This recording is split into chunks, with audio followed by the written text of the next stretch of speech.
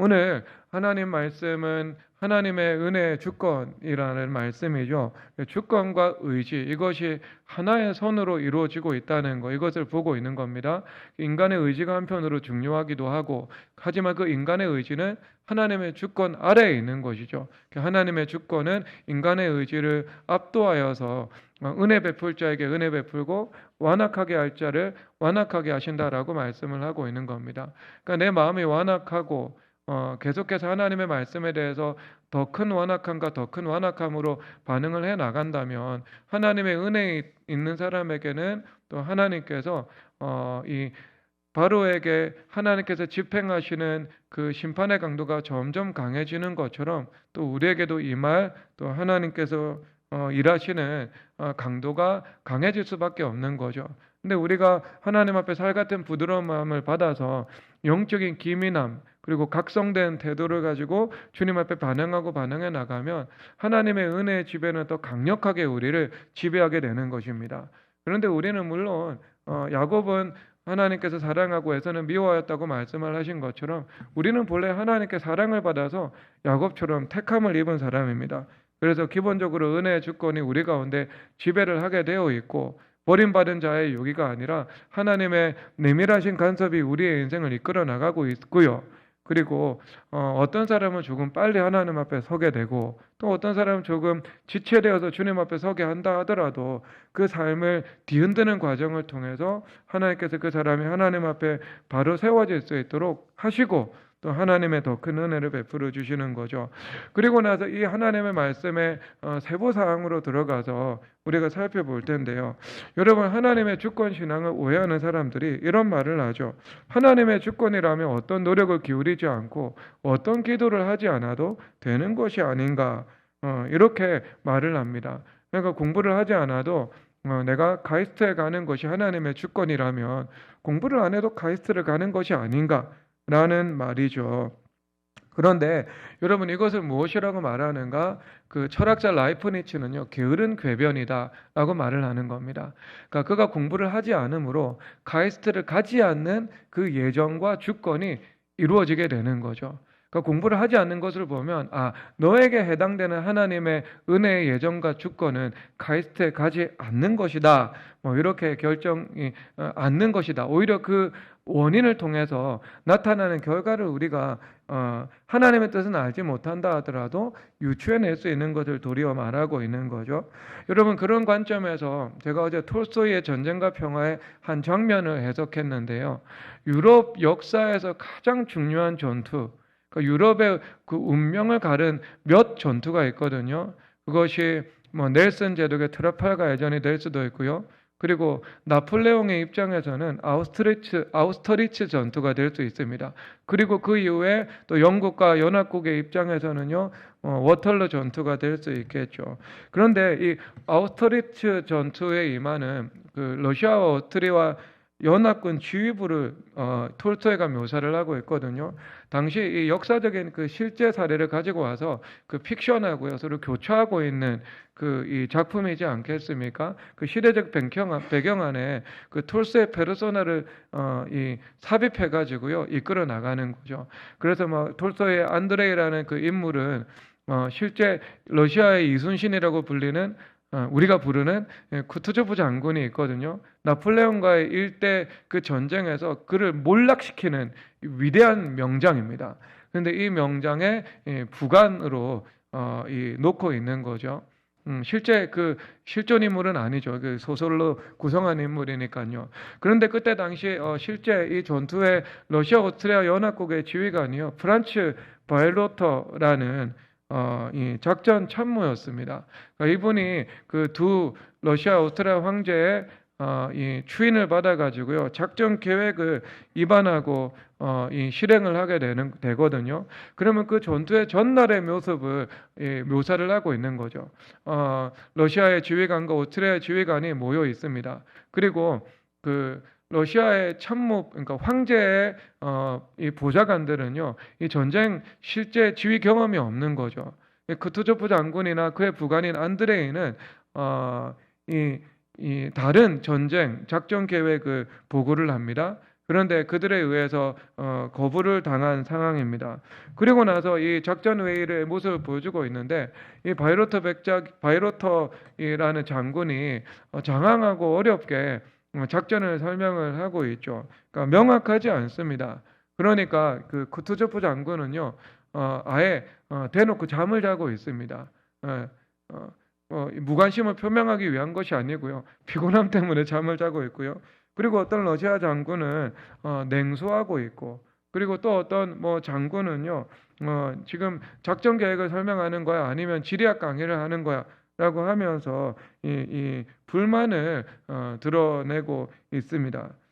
그런데 그 쿠투조프 장군은요, 이 나폴레옹의 이 교묘한 속임수를 그 본질을 꿰뚫어 보고 있거든요. 하지만 바이로터는 꿰뚫어 보고 있지 못합니다. 그래서 나폴레옹이 전쟁을 두려워하고 그리고 퇴각하기 위해서 지금 수를 쓰고 있다라고 하는 거죠. 그런데 그것이 정확하게 나폴레옹의 기만 전술의 일환이었고요. 이 바이로터와 두 명의 황제는 바로 그 계획에 걸려 들여 버리게 되는 것을 보여주고 있습니다. 그래서 이 전투는요, 프랑스 역사상 가장 영광스러운 전투 중에 하나고요. 그리고 러시아와 오스트리아에게는 가장 추억스러운 패배로 지금도 기록되고 기억되고 있는 거죠. 그래서 아우스트리츠 전투가 얼마나 유명하냐? 레미제라블이라는 책에서도요, 아우스트리츠 전투가 계속 인용이 되고 있습니다. 그 전쟁에서 프랑스 혁명군으로 참전해서 뭐 레종, 뭐 도네르 훈장을 받았다. 그래서 그것을 지금까지 기억을 하면서 자랑스러워한다. 이런 이야기들이 계속 드러납니다. 그래서 프랑스의 자랑 이러면 아우스트리츠 전투, 그리고 영국의 자랑 하면 나폴레옹을 최종적으로 패배시킨 워털로 전투, 이렇게 나와 있는 거죠. 그러니까 이 톨스토이가 이것을 통해서 보여주는 것이 무엇인가? 패배할 수밖에 없는 그 원인을 통해서 패배할 수밖에 없는 결과를 묘사를 하고 있는 겁니다. 그러니까 그 원인, 분명한 원인에서 분명한 결과가 나온다. 이걸 말하고 있죠. 여러분, 성경에서는요, 정확하게 이것과 오버랩되는 장면이 있습니다. 어디에 있을까요, 여러분? 성경에서 정확히 이것과 오버랩되는 장면이 있는데요. 요하서서 7장 3절 읽도록 하겠습니다. 읽겠습니다. 시작. 요하세게로 돌아와 그에게 이르되 백성을 다 올라가게 하지 말고 2-3천 명만 올라가서 아이를 치게 하소서. 그들은 소수이니 모든 백성을 그들을 보내어 수고롭게 하지 마옵소서. 아멘. 지금 여리고성 전투의 승리 이후에 아이성에서는 유명한 패배 사건이 있죠. 승리 이후에 오는 패배. 그러니까 우리가 영광스러운 일을 경험한 이후에 그것을 겸손히 하나님 앞에 영광 올려드리지 못하고 또는 교만의 시험에 들게 되면 그 다음은요, 이 아이성의 패배가 우리 인생에 다가올 수밖에 없는 것들, 이것을 말해주고 있는데요. 여러분, 궁극적으로 이 패배의 영적인 원인은 무엇인가? 그것은 아간의 범죄 때문이죠. 모든 것을 바치라고 했는데 아간이 시나산의 외투 한 벌과 그리고 은 200세겔 되는 것들을 보고 탐심을 가지고 훔치잖아요. 그러니까 탐심과 도둑질, 이것이 이 패배의 영적인 원인입니다. 그리고 이 영적인 원인이 물리적인 현상으로 나타났는데요. 그 물리적인 현상이 무엇인가? 이스라엘 백성들이 아이성의 전력을 무시하고 만만하게 보는 것으로 나타난 거죠. 그래서 이 전투에 2,000명, 3,000명 정도밖에 되지 않은 소수의 병력으로 이 공성전이라는 이 무모한 전투에 돌입하게 되는 전략적인 그 실수와 오판이라는 것이 나타나게 된 것입니다. 그러니까 이것이 이 영적인 원인으로 인해서 나타난 물리적인 현상이 또 다른 물리적인 원인이 된 거죠. 아이성 전투의 패배는요, 하나의 원인 때문에 나타난 것이 아니고 여러 원인의 연쇄로 나타난 겁니다. 교만이라는 원인, 그 다음에 하나님 앞에 탐심을 품고 도둑질을 한 원인, 그리고 세 번째로는요, 그들을 얕잡아보고 자신을 과대평가한 이 원인, 이것에 의해서 나타난 거죠. 그래서 여러분, 축구팀도 여러분 브라질 국가대표팀도요, 미래교회 조기 축구회를 얕잡아 보잖아요. 무시해요. 그러면 그들도 패배할 수밖에 없는 거예요. 왜냐하면 그 남을 무시하고 자기를 과대평가하면은요, 그게 패배의 아주 궁극적인 원인이 된다고 아이성 전투를 통해서 우리에게 교훈을 가르쳐 주고 있는 것이지 않겠습니까? 그렇죠. 교만한 연주자가 여러분 연주에서 성공한 걸 봤습니까? 없죠. 없죠. 그래서 여러분 이 원인을 해결하고 나서 다시 전투를 벌이기 시작하죠. 여호수아서 8장 3절에서 4절입니다. 읽겠습니다. 시작. 예, 여호수아가 일어나서 군사와 함께 아이로 올라가려 하여 용사 3만 명을 밤에 보내며 4절 읽겠습니다. 그들에게 명령하여 이르되 너희는 성읍 뒤로 가서 성읍을 향하여 매복하되 그 성읍에서 너무 멀리하게 하지만 다 스스로 준비하. 아멘. 먼저 첫 번째 원인 교만 아니 겸손해지죠. 전쟁에서 패배하고 마음이 무너지지 않는 사람이 어디에 있겠습니까? 이것은 저절로 겸손이 이루어집니다. 저절로 겸손, 그러니까 자동 겸손이 이루어지는 거죠. 그리고 두 번째는요, 그 아간의 범죄한 그 원인을 주님 앞에 구했잖아요, 그렇죠? 그냥 우리가 덮어놓고 다시 더 열심히 하자, 덮어놓고 더 열심히 하자. 아닙니다. 그러면 출혈만 더 커질 수밖에 없어요. 우리 인생의 열매를 맺을 수 없다니까요. 하나님 법을 따라가야 되지 않겠습니까? 우리가 실패한 원인이 있다면 그 실패 원인을 분석해야 되는 거예요. 분석해야 되는 거. 그래서 저는 경영학 수업에 새로운 이 과목을 만들어야 된다고 생각을 하고 있거든요. 여러분 경영학 수업 들으면서 마케팅 전략, 조직 행동론 이런 수업 듣잖아요. 그러면 여러분 성공 사례 연구는 다 하죠. 팀 프로젝트 하면서 스타벅스 성공 사례, 민들레 영토 성공 사례. 이거 제가 경영학 원론 수업 들을 때요 했던 게 민들레 영토 성공 사례예요. 민들레 영토 그거 해본 적 있으세요, 여러분? 세대가 다른가? 세대가 달라요. 혹시 저하고 유사한 세대 수업 들어보신 분들? 그거 꼭 했어요. 우리 꼭 그렇게 해가지고요. 저기 LG에서 보내주는 해외여행도 다녀오고 그랬어요. 그런데 근데 그 민들레 영토가 여러분 실패했거든요. 근데 지금 아무도 민들레 영토가 왜 실패했는지 연구를 하지 않아요. 근데 오히려 제 생각에는 그 성공 사례를 연구하는 것보다 그 성공 사례가 어떤 이 시대와 상황의 변화에 따라서 그 실패 사례가 되는 경우가 많거든요. 진리가 아닌 요인들은요. 혁신하지 못했기 때문에 구태연한 방법을 답습했기 때문에 실패해 버린 것이지 않겠습니까? 그렇죠? 우리가 지금 계속해서 요한의 아들 시몬아 내가 다른 사람들보다 라는 찬송만 하고 있으면은요, 여러분 20대, 30대 젊은이 선교할 수 있을까요? 저는 못한다고 생각합니다. 저는 듣기도 싫어요, 그런 찬송을요. 지금은 날마다 새로운 찬양, 날마다 새로운 찬양. 4번, 5번만 부르면 질려가지고 못 부르겠어요. 농담이고요. 그 정도로 제가 혁신 감수성으로 지금 머리부터 발끝까지 가득 차 있거든요. 그렇다고 하는 거예요. 근데 그러니까 여러분 그 실패 사례를 이게 연구를 해야 된다니까요. 그러면 그 원인을 통해서 우리가 답습하지 않고 우리가 우리 개혁할 수 있어 가지고요. 다시 딛고 일어설 수 있게 되는 거죠. 근데 여호수아 장군이 뛰어난 면은 바로 그 면입니다. 우리가 왜 실패했고 왜 성공했을까? 그것을 철저히 연구해 가지고요. 실패한 것은 반복하지 않고 교정하고 그리고 성공했던 것은요. 다시 이 되새김질 할 수 있는 것. 이것이 이 여호수아 장군의 이 강점이었던 것 같아요. 그래서 여러분 아간의 원인 이것을 원인 해결했습니다. 원인 해결했어요. 그러니까 이것이 발목을 잡지 않도록 이것으로부터 자유케 된 거예요. 그러면 이제 그 다음에 무엇을 하고 있는가? 여기서 10배 인원을 준비하죠. 그렇죠. 3,000명 준비했는데 10배, 이제 3만 명 인원을 준비를 하는 겁니다. 그 작은 아이성 탈환하기 위해서 넘치고 넘치는 병력의 준비를 한 거죠. 철저한 준비를 보고 있는 겁니다. 그리고 나서 밤에 3만 명을 뽑아서 아이성으로 올려보냅니다. 그래서 이 기동전을 펼치면서 야간에 어떤 기습하는 이 작전을 수행하는 거죠. 그러면 아마 밤에 올려보내면 사람이 가장 피곤해지는 시간이 오후 새벽 5시거든요. 그래서 새벽 4시와 5시 그들의 피곤함과 긴장감이 극도로 달했을 때 공격하는 이 전술을 선택을 하는 거예요. 그러니까 그가 또 복병도 둬 가지고 매복을 하고 있죠. 손자병법 보는 것 같으네요. 그렇죠. 삼국지에 나타나는 장면이요. 그래서 여러분 이 아이성 교훈을 통해서 승리할 수밖에 없는 그 원인을 통해서 승리할 수밖에 없는 그 결과가 나타났다. 이것을 우리에게 말씀해주고 있는 겁니다. 그러니까 주권과 의지인 거죠. 그러니까 하나님의 주권이 있다고 해가지고요. 나는 공부 안 해도 서울대 가겠네. 나는 나는 운동 안 해도 건강해지겠네. 그런 거 아니라는 겁니다. 건강해지는 주권이 이루어지기 위해서는 운동이라는 원인이 있는 것이고요. 식습관이라는 원인이 있는 것이고, 그리고 우리가 어떤 무슨 일을 하든지 열매를 맺을 때 그에 합당한 원인이 준비되어야 하는 것, 이것을 말씀을 하고 있는 겁니다. 그래서 존 칼빈 선생님께서 이렇게 말씀을 하고 계신데요. 여러분, 하나님께서 하나님의 은혜의 주권 안에서 우리 가운데 그 은혜의 주권을 누리고자 허락하신 방편과 수단과 도움과 방법이 있다는 겁니다.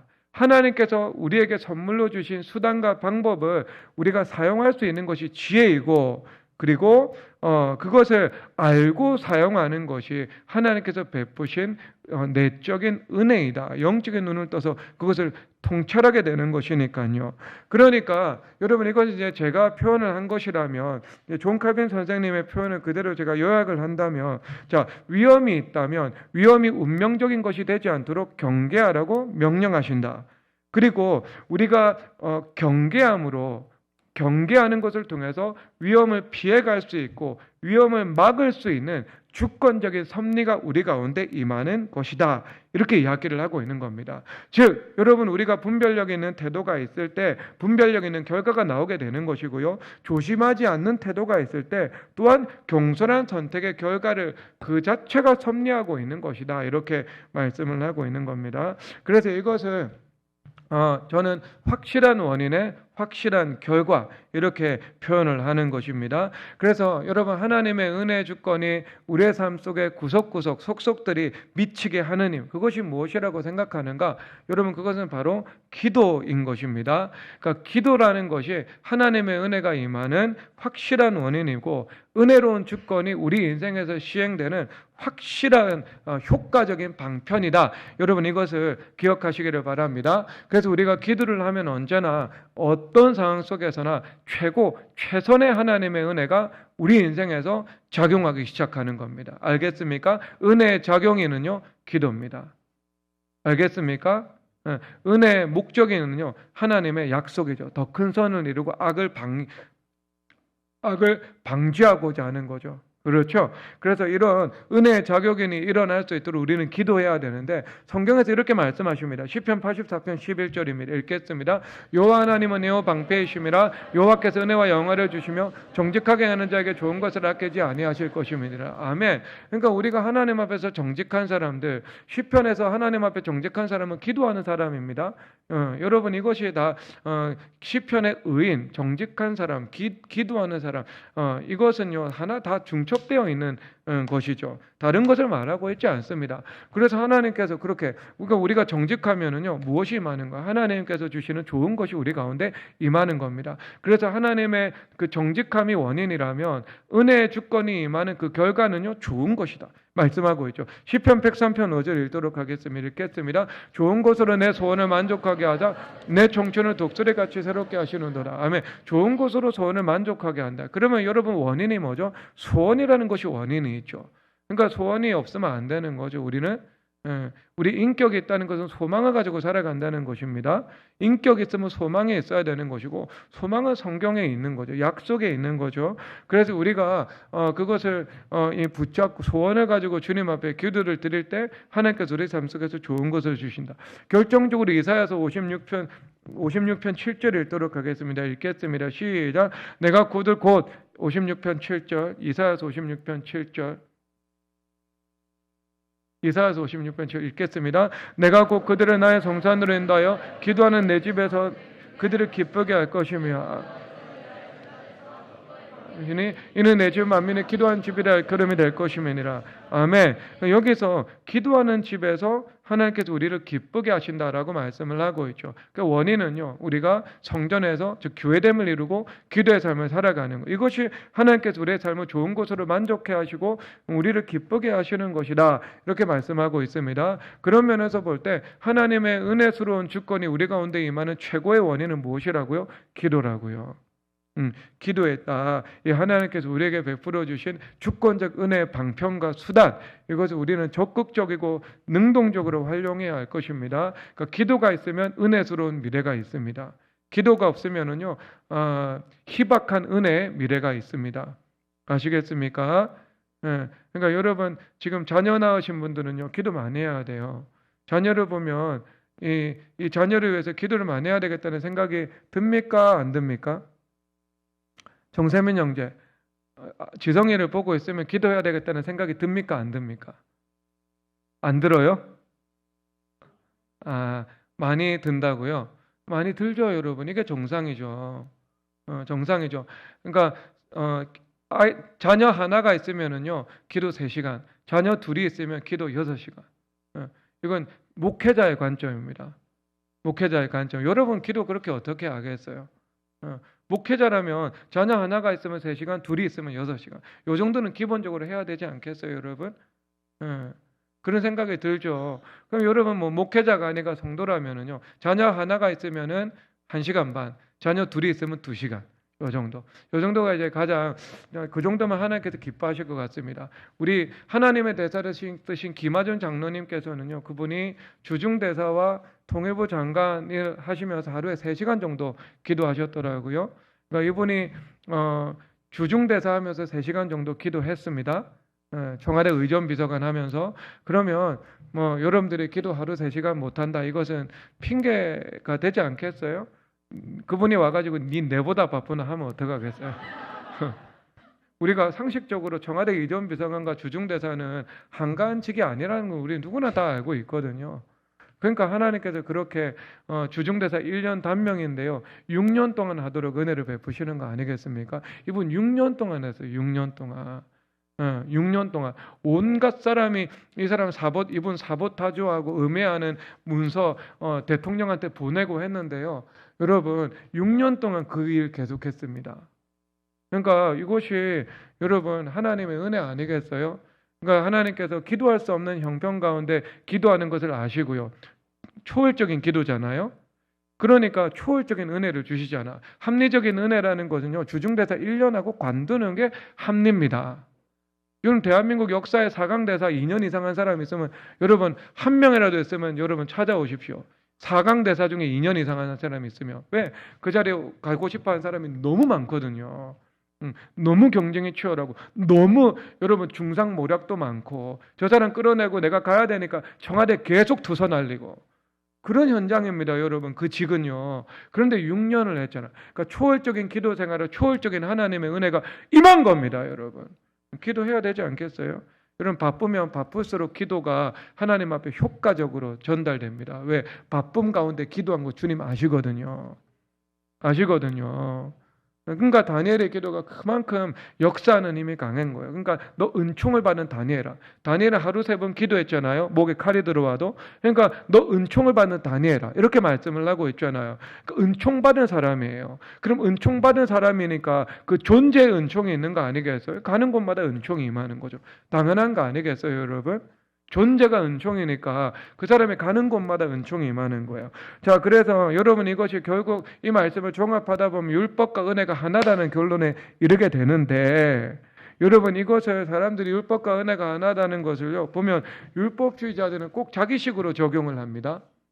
자신의 힘으로 살아가고 자신의 힘으로 살아가면서 부분적으로는 열매 맺지만 부분적으로 가시와 엉겅퀴의 열매를 맺는 그 율법주의자들이 있잖아요. 자신의 힘으로 살아가는, 기도 없이 은혜 없이 살아가는 율법주의자들. 율법주의자들은 율법과 은혜가 하나다는 말씀을 들으면 아주 기가 막히게 잘못 적용합니다. 그러니까 인간이 할 몫은 열심히 해야 돼. 내가 할 것은 열심히 해야 되는 거야. 그러면서 기도하는 사람들 뭐라 그래요? 예배드리고 기도하고 하나님 의지하는 사람 손가락질하면서 자기 몫을 열심히 해야 돼. 내가 할 일을 열심히 해야 돼 가지면서 기도 안 하고 열심히 자기 할 일을 합니다. 그러죠, 여러분? 그러면 기도하는 사람은 열심히 안 해요? 기도하는 사람, 예배하는 사람은요 열심히 자기에게 주신 일 안 하냐고요. 우리 교회 그런 사람 어디 있냐고요. 안 그래요? 열심히 해야지. 다 기도하고 예배 드리면서 할 일 열심히 하지. 성령 하나님의 기름 부으시면 열심히 하죠. 그런데 여러분 이거 우리가 잘 생각해야 되는데요. 여러분 율법의 과서는요 하나님의 은혜로 메워주십니다. 율법의 과소는요, 부족함은요, 하나님 은혜로 메워주신다니까요. 여러분, 로마서 8장 3절에서 4절 읽도록 하겠습니다. 읽겠습니다. 시작. 율법이 육신으로 말미암아 연약할 수 없는 그것을 하나님은 하시나니 곧 죄로 말미암아 자기들의 죄인의 육신의 모양으로 보내사 육신의 죄를 정하사 육신을 따르지 않고 영을 따라 행한 우리에게 율법의 과가 이루어지게 하려 하십니다. 아멘. 우리가 영을 따라 행할 때 율법의 과가 이루어진대요. 육신의 죄를 정하는 방식으로. 이게 기본 전제거든요. 그러니까 율법의 표준이라는 것은요, 이 완전성이죠. 완전성이라는 것은 신적 속성입니다. 신적 속성입니다. 그래서 하나님께는 완전한 지혜가 있다 말씀을 하고 있죠. 완전한 지혜라는 것은요, 과거, 현재, 미래, 분자, 원자 단위까지 다 아는 게 이 완전한 것입니다. 그런데 여러분, 우리는요, 이 원자보다 더 깊은 그 미립자는 우리가 다 알지 못하거든요. 미립자는 있다고 추정을 하고 있는데 과학자들이 알지 못한다고. 우리는 원자까지 안다고요. 원자까지, 핵과 전자까지 안다고요. 그것보다 더 깊은 거 모른다고요. 모르죠, 여러분. 우리 완전한 지혜가 없는 거예요. 내일 모르죠. 완전한 지혜가 없는 거예요. 주님 다 알고 있는 거예요. 여러분, 직장 동료 마음속에 무슨 생각하는지 모르죠. 주님 다 알고 계신다고. 그러면 이게 완전하다는 것은 하나님의 속성이에요. 사람은 불완전할 뿐입니다.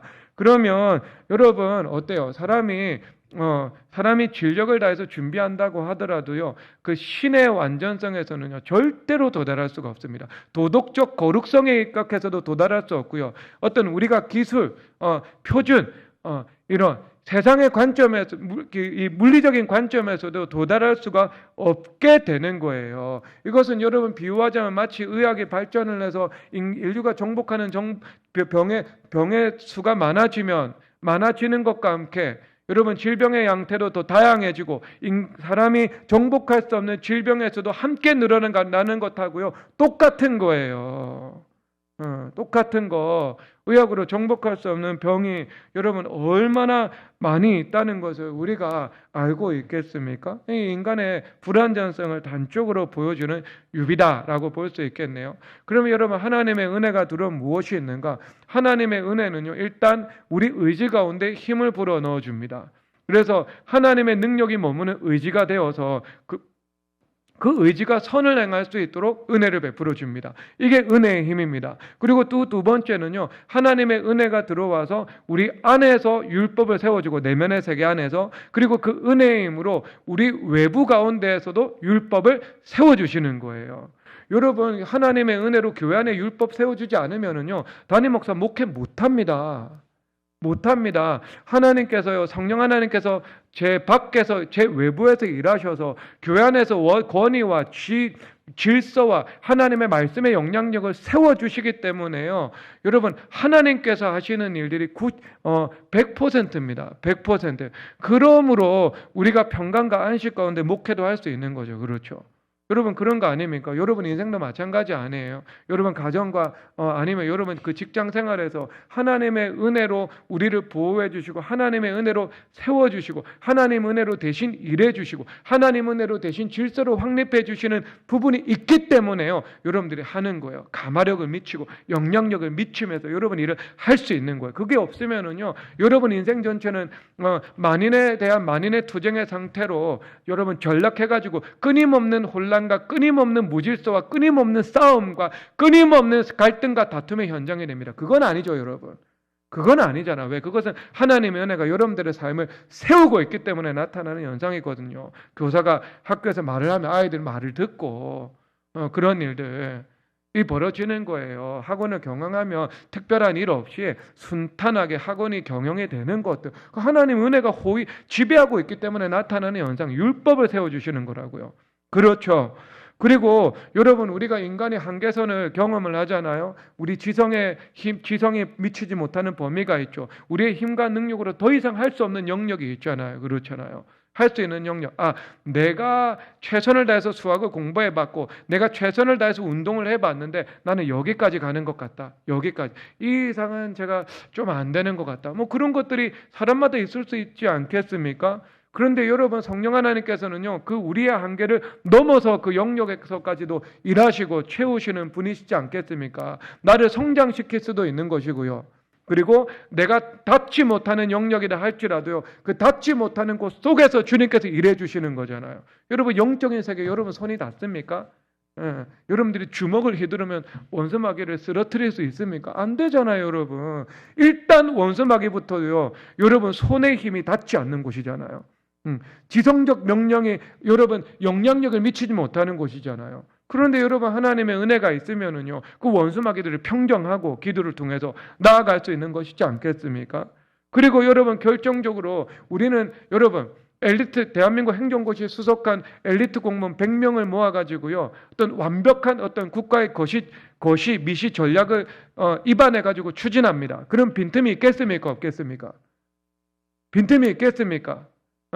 엘리트 공무원, 행정고시 수석한 공무원 100명 모아가지고요, 그 의료 개혁이라는 엄청난 과제를 줍니다. 그러면 어떤 빈틈과 어떤 혼란 없이 완벽하게 여러분 이 상황 정리할 수 있겠어요, 여러분? 모든 의사 집단들 구성원들 다 설득하고 반대자 한 명도 없이 가능하겠냐고. 그게 불가능하다고. 불가능한 거. 그러니까 애초에 완전성이라는 것은 인간에게는 없습니다. 인간은요, 한미 FTA 조약을 하든 무슨 기업 간의 협상을 하든 여러분, 인간의 사전에는 완전성은 없습니다. 불완전성밖에 없어요. 그러면 여러분, 그걸 누가 채워주신다는 거예요? 하나님께서 하나님 은혜로 채워주신다는 거예요. 그렇죠. 율법의 과소 부분은요, 하나님 은혜로 메워주십니다. 그런데 여러분, 생각 한번 해보세요. 하나님의 은혜가 과소한 부분은 율법이 채워줍니까? 은혜의 과소 부분이 율법으로 채울 수 있냐고. 못 채웁니다. 그래서 여러분, 성경에서 이렇게 말씀하시는데요, 잠언 21장 31절인데 제가 읽겠습니다. 싸울 날을 위하여 마병을 준비하거니와 이김은 여호와께 있느니라. 여러분, 철두철미한 전쟁 준비 태세를 내가 구축하고 있다 할지라도요, 하나님께서 은혜로 나에게 승리를 안 주시면 승리 못한다, 이 말입니다. 이 말입니다, 여러분. 이 말이에요. 그래서 제가 참 요즘에 제가 기이한 것을 이렇게 하나님의 어떤 현실 통치를 제가 보고 있는데, 이 제가 축구에 관심이 많잖아요. 한 축구팀 가운데 이 대한민국 기업 구단을 이끄는 아주 뛰어난 축구 감독이 있습니다. 아주 뛰어난 축구 감독이 있거든요. 대한민국에서 최고의 전술가가 2명이 있는데요. 강주 FC 이종호 감독이고요. 그리고 이 기업 구단을 이끄는 이분이 최고의 감독입니다. 그런데 이분이 조금 제가 이 리그가 시작될 때요, 모든 감독들이 이 팀이 우승 후보라고 했습니다. 왜? 전력 보강 아주 제대로 했거든요. 기업 자금 동원해가지고요. 그리고 이 감독 자체가요, 아주 저예산 구단을 상위권으로 끌어올린 능력 있는 감독이었습니다. 그런데 이분이 이 인터뷰를 하면서요, 인터뷰를 할 때 조금 제가 위험하다고 싶었는데, 그 인터뷰의 한 문장이 제가 기억이 나는데 뭐냐 하면은요, 이런 정확하지는 않는데 요가 이런 겁니다. 나는 뛰어난 감독이다, 이런 거였습니다. 나는 잘난 감독이니까 뭐 이런 거였어요. 그런데 여러분, 이 팀이 그 예상과 그 감독의 역량으로는요, 있을 수 없는 순위에 있어요. 지금 거의 바닥에 있거든요. 그러니까 바닥에 있는데 이분 기독교인 아니거든요. 그런데 기자들하고 인터뷰를 하면서 이제 이 팀의 이 장래에 대해서 승리를 기원합니다, 뭐 이런 말들을 기자들이 할 수 있잖아요. 그러니까 이분이 불신자인데 뭐라고 이야기를 했냐면 아멘 이러더라고요. 예수님을 안 믿는 사람인데. 그러니까 정말 마음이 가난해지셨구나. 저 이분 비판하지 않습니다. 저는 이렇게 저예산 구단을 탁월한 능력으로 딱 성취를 이룬 감독을요, 제가 일단 축구인으로서 존중합니다. 전 절대 이분 비방하지 않아요. 존중을 하는데 약간 그 발언이 저는 위험했어요. 위험해서 아니나 다를까 이분이 모든 준비가 완벽하고 예산이 투입되고 자기 감독으로서 역량이 충출하고 선수 자원이 뛰어나다 할지라도 이 축구 경기 하나 마음대로 못할 수 있는가구나, 이것을 절감을 하는 거예요. 여러분, 이 말씀입니다. 싸울 날을 위하여 마병을 준비하거니와 이김은 여호와께 있느니라. 여러분, 은혜의 가서는요, 율법으로 채워주지 못하는 거예요. 그래서 여러분, 다윗은요, 율법의 과소와 은혜의 과다였습니다. 그리고 골리앗은요, 율법의 과다요 은혜의 과소였습니다. 그래서 다윗은요, 무장하지 않았습니다. 물맷돌 5개로 갔어요. 그런데 여러분 다윗은요 머리부터 발끝까지 무장하고 있다고 성경에서 기록하고 있죠. 노투구를 쓰고 그리고 나서 무기든 자가 방패를 들고 앞에 있었습니다. 자기를 호위하는 사람도 있었어요. 그러면 율법은 과다인데 얘는 뭐예요? 은혜 과소잖아요. 은혜가 부족하잖아요. 그러니까 은혜 부족한 사람이요 은혜 넘치는 사람을 당했습니까? 못 당했습니까? 못 당한 거예요. 못 당한 거. 물론 그 이후에 다윗이 무기도 개량하고 본인에 맞는 이 갑옷도 갖춰 입고 그랬겠죠. 나중에 왕이 되고 난 다음에는 하나하나. 그런데 여러분 이걸 통해서 깨달아야 되는 거. 율법과 은혜가 하나라고 말을 할 때는요. 율법도 중요하지만 그것보다 더 중요한 건 하나님의 은혜입니다. 하나님의 은혜 없이 기도 없이 내가 최선을 다해야지. 내가 할목 다해야지. 저 교회에서 기도만 한다고 되나? 그런 사람 망조입니다. 망조. 그 다음 길은요, 여러분 보지 않아도 뻔합니다. 이 사람이 하나님의 은혜 없이 기도 없이는 안 된다는 것을요 아주 절체절명의 상황에서 깨닫게 만드셔가지고요 그 사람 사고방식을 바꿔 버릴 거예요. 그리고서 여러분 이런 거예요. 우리가 정말 하나님을 의지하고 예배하고 기도를 해야 됩니다. 우리가 은혜로 삶을 하나님 철저한 은혜의 삶을 살아가야 됩니다. 그리고 하나님의 은혜로 우리 삶 속에서 율법을 세워나가는 준비를 하나씩 진행시켜 나가야 합니다라는 겁니다. 완전히 다르죠, 여러분. 이 맥락이 첫 번째 것은 완전히 여러분 성경에 반하는 것이고요. 이 두 번째 것이 성경에 충실하게 이 입장을 반영하면서 우리의 영혼을 우리의 인생을 복스럽게 세워나가는 원리가 되는 것입니다. 하나님께서 그런 은혜를 주권적인 은혜를 여러분 가운데 베푸시기를 주님의 이름으로 축복합니다. 은혜가 충만하기를 축복합니다. 여러분 이 시간 함께 일어나서 주는 완전합니다 찬양하도록 하겠습니다.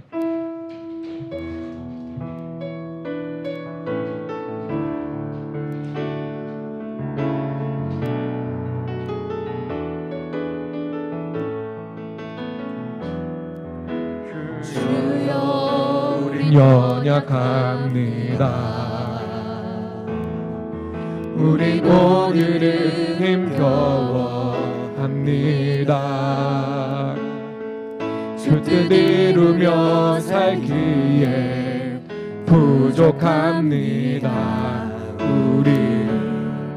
우린 연약합니다. 주여 우린 넘어집니다. 오늘 하루 또 실수합니다. 주의 긍휼을 부활을 죄인입니다. 우리 주만 바라봅니다. 한없는 주님의 은혜 온 세상 위에 넘칩니다. 가릴 수 없는 주 영광 온 땅 위에 충만합니다. 주님만의 길이 우린 그 길 따라갑니다. 그 노래 우리를 이루신 주는 완전한 한없는 주님의 은혜 한없는 주님의 은혜 온 세상 위에 넘칩니다. 가릴 수 없는 주 영광 온 땅 위에 충만합니다. 주님만의 길이 우린 그 길 따라갑니다. 그 노래 우리를 이루신 주는 주는 완전한 한없는 주님의 은혜, 한없는 주님의 은혜. 온 세상 위에 넘친 듯도 다른 수 없는 그 영광, 온 땅 위에 충만합니다. 주님 말이 길이 오리, 우린 그 길 따라갑니다. 그 노래 우리를 부르신 주는 마지막 한없는 주님의 은혜, 한없는 주님의 은혜. 온 세상 위에 넘친 듯도 가릴 수 없는 주 영광, 온 땅 위에 충만합니다. 주님 말이 길이 오리, 우린 그 길 따라갑니다. 그 노래 우리를 부르신 주는 완전